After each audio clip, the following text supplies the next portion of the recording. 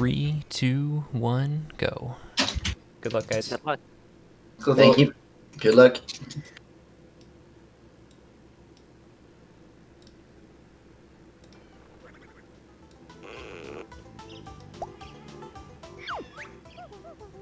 Alrighty. Right, and we have both runners being on Xbox, so I'm sure that we will see Clanker's Cavern being done as the second level in the run. I have seen some variants in the routes that people are choosing. Clanker's second seems to be pretty common. But anybody can do anything, so as long as they don't go into the same level twice. Yeah, definitely.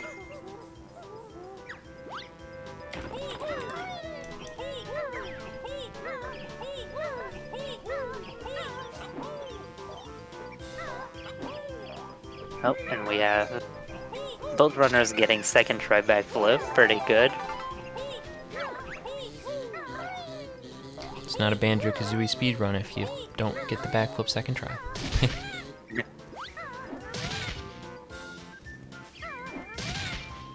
Ooh, and we have Saxo breaking the rocks from the top there. Hard to say if that's faster, but it's definitely a swag strat. Yeah, definitely.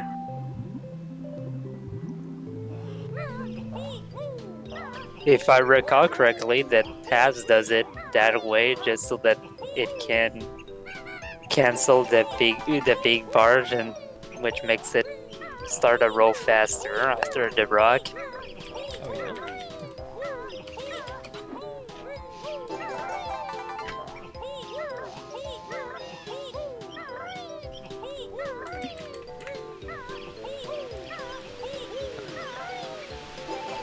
Right, so far so good, dodging the vegetables. We could see a little bit of the carrot there on Saxo's side. And we can see the Collywobble being in the way there, but yeah, he's really far in the sky, so it's better safe to just skip having to roll and fluttering when you know you can just go under. Yeah, that Collywobble's interesting. He can have quite the height discrepancy. Sometimes he'll be in the ground. Yeah. It's kind of funny that the Collywobble just ignores collision.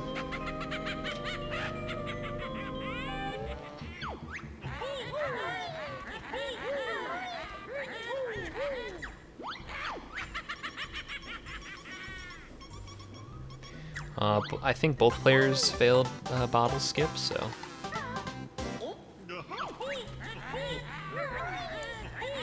Nope.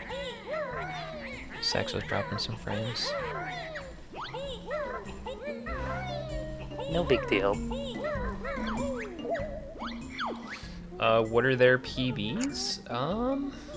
I think I've cast like most of Saxo's races. I should know how far he's gotten. I would assume that both of them got the TTC or something. I feel like it was a Ticker's Tower death most frequently.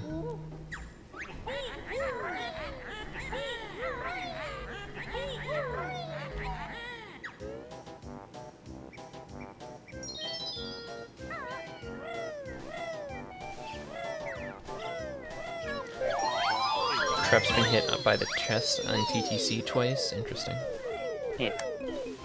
And I think that neither of these runners have a 100% PB, right? Unless Trep did a few runs of it recently. I think Trep got a sub 300%, or like is around it. But I don't think Saxo has a PB. Yeah. It's kind of funny that we were talking about stuff like just before the race, and apparently neither of the runners knew that the Grunty calculator was a thing. Yeah, it's funny. I like as this tournament started, I was like, oh geez, we're gonna have to actually use the Brentilda calculator again. And I still had it installed on my computer, but yeah, it's, you know, the Ninpug skip's been around for almost 2 years at this point, so It's understandable that there are new runners that aren't even familiar with it. Yeah.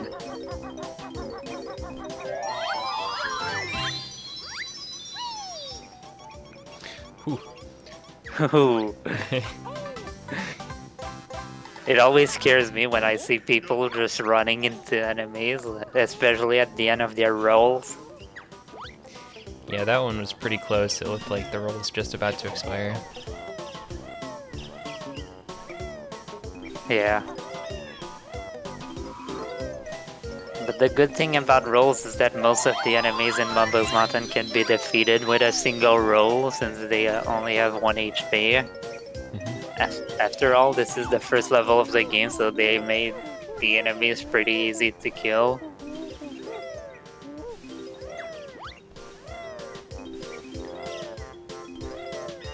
Yeah, I like the progression of the enemies in BK. You know, like the crabs, you have to roll into them twice or ground pound on them. You get rewarded for doing the double damage kind of thing. Yeah.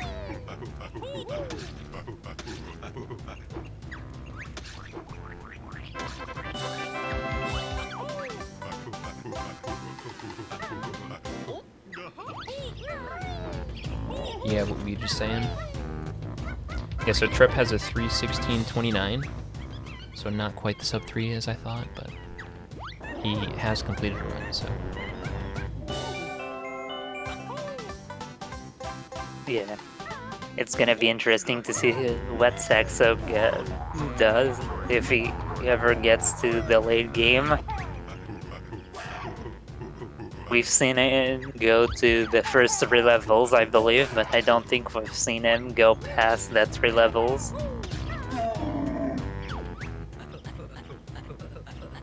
Yeah, so I know you and Nade took a race really far, right? Yeah, we got to MMM until the winner was decided. That's pretty crazy. So, I know that you also had a run to Grunty Fight, so I think you've had the best performance this entire tournament. Yeah, and I do have to say that it just a run that came out of nowhere, since my PB before that it took damage in Clanker's Cavern, so I basically went from the 3rd level to basically the end of the game. Yeah, it's pretty incredible. This is a challenging category. You have to change your playstyle a lot. So from someone like you who's pretty experienced with the run, it's good that you can separate the muscle memory from what you need to be doing. Yeah. Oh boy, Saxo. These oranges, even if they're touching the ground, they can still have a hitbox that can hit you. I think one person's gotten hit by an orange. I believe so, yeah, and I think it was Man, right? I actually forget.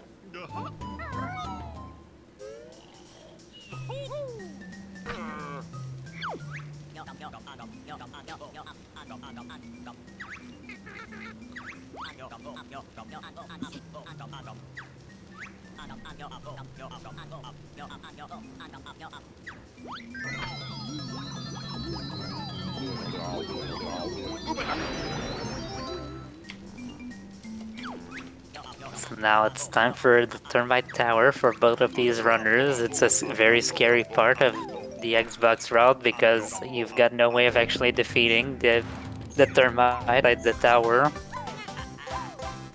So if you get that Termite RNG, you may be stuck here waiting for a while. How's it going, Oxalin? He says hello to you as well, if you don't have chat open. Hello, Oxalin. How's it going?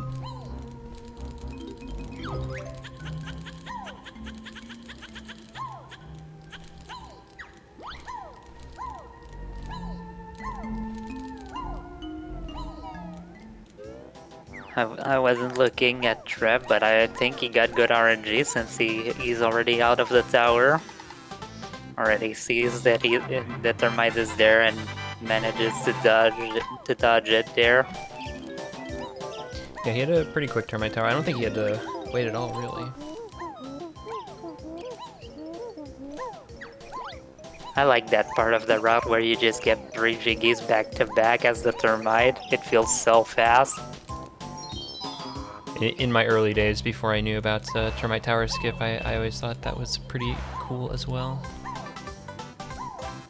I remember posting like on Facebook like years ago, just like I'm gonna try and do it as fast as I can, just like using in-game time. Nice. Yeah, it's kind of crazy to see how far like people can take down their time before they actually learn the route. I remember like Flameforge actually getting a sub 3 before he actually learned any tricks. Yeah, honestly, just a solid deathless, like, you know, no major mistakes, like boggy race, and you can have a pretty solid run. Yeah. And there are some levels that I wouldn't say are easy to route, but they're very linear in their nature.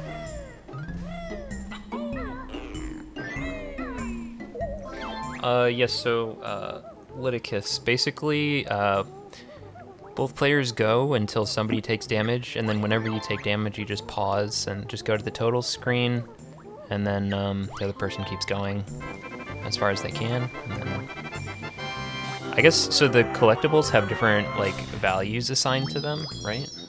No, they're all considered the same. Okay. Yeah. It basically goes to whoever gets the farthest into the run, and if there's a tie in terms of collectibles, it's whoever got the last collectible first. Well said.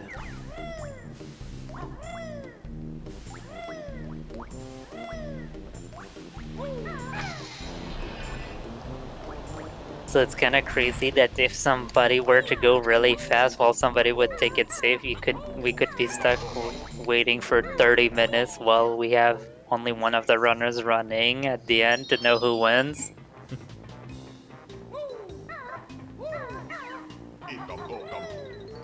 I remember that when we were doing me versus Nate, I think Nate had like a 20-minute lead on me.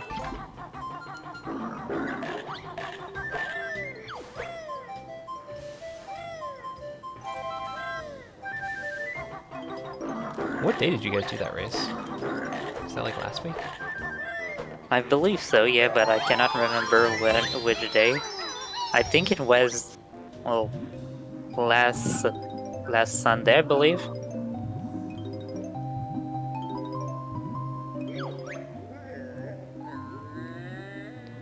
So it looks like Saxo's going to TTC first. Oh, interesting. Yeah. There's a debate as to which level is actually better to go to for a damageless run. Because while in TTC there are a bunch of enemies that can just end your run, you get a lot of collectibles before you get in any situation of danger.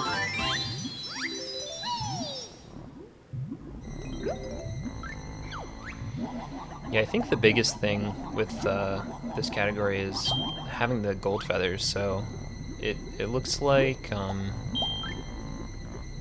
it looks like both players started with eggs and feathers. It's hard to be sure. Yeah, I would assume so since they play on Xbox. Does Xbox always start with feathers? Just because the text? Yeah, it takes so long to actually learn these moves on Xbox.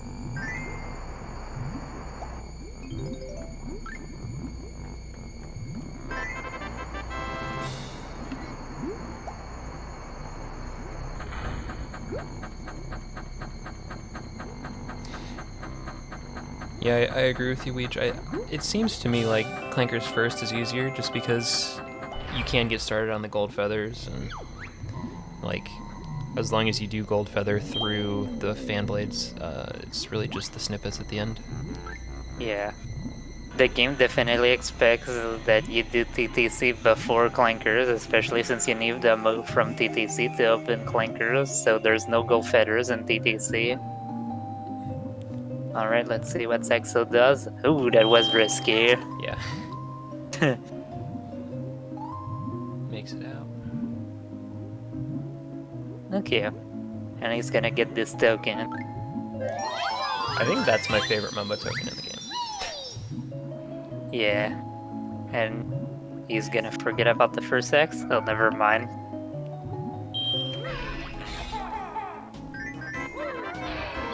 Yeah. A lot of people don't know that if you land there in your runs, it's actually better to get that Mumbo token. Just because it's directly in the way. Yeah, I see a lot of people like go back to the flight pad. I don't know what the time difference would be, but definitely I don't know feels slow. either, to be fair.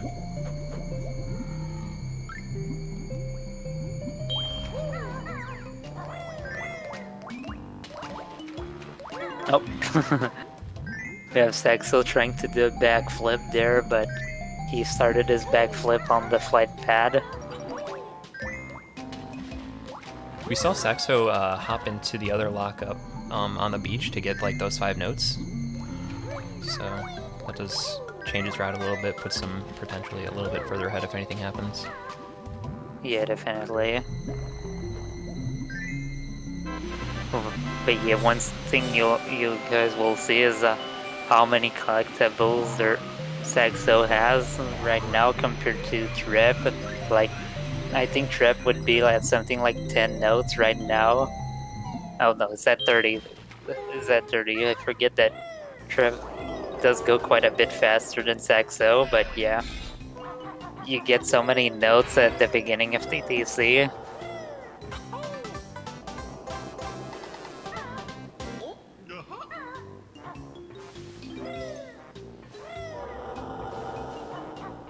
Oh jeez. Oh. Oh, that looks a bit too late. Yeah, that was too late for the bold jump there. Oh, we have Shreb going for this honeycomb earlier in the level. Interesting. Oh no! Oh no! That wasn't where I expected damage to be taken. However, Yeah. my first match with Schlongster, we did a rematch, and I took damage to one of those guys, so I get it. Yeah. I would assume that Saxo already has more collectibles since we saw him at 50 notes already. Right? Yeah, he just picked up his 4th Jiggy, and Yeah. he's playing super safe. He's not chancing going to swim over by Snacker, so. So yeah, GG to Saxo for the win there. Oh no. Oh wait. Okay, He yeah. took So it fall was just damage. incredibly. Oh wait, but he's got an extra honeycomb. Oh, 2 Jiggies though. Okay. Yeah. Yeah, and he's got 11 notes extra too. Yeah.